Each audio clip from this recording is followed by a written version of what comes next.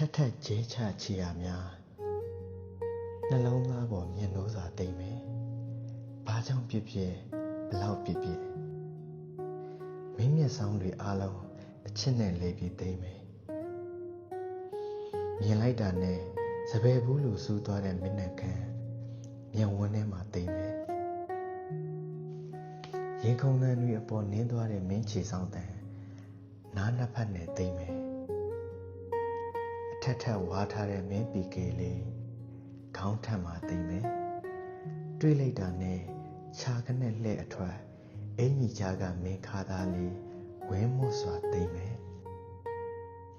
မင်းချွေးတုပ်ပြီးလွှင့်ဖြစ်တဲ့တီရှူးပေါ်ကအနံလေးအိတ်ကက်ထဲမှာအမြဲတိမ်မယ်အမြဲမလစ်လက်တဲ့မင်းနှလုံးသားလက်ရဲလက်ကြည့်အတွေးနဲ့တိမ်မယ်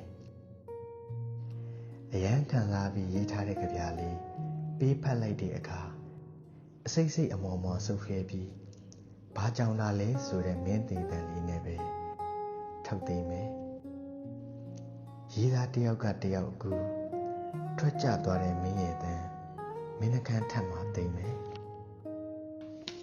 ငင်းညတွေးသမျှအတွေးတွေအကုန်လုံးမင်းသိမ်းသွားတဲ့အခါ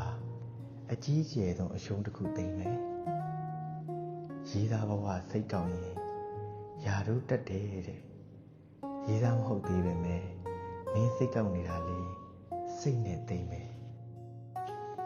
မတွေ့မမြင်တာကြားလို့မေးတဲ့အခါဖျားနေတာအဖျားတွေတစ်သက်လုံးသိမ့်မလားတဲ့တုံ့ပြန်စကားလုံးများအိမ်မက်ထဲမှာသိမ့်မယ်ရိုက်တော့မဲလို့မန်ဆောင်နေတဲ့မင်းလက်ဖွားလေးပါးပြင်ပေါ်မှာသိမ့်မယ်အချစ်တစ်ခုနဲ့သာလိမ့်ချေထားမိတဲ့ဘွားလေးတစ်လက်ငမန်းပါးစပ်နဲ့တဟုန်တို့ဟဟတ်နေတာ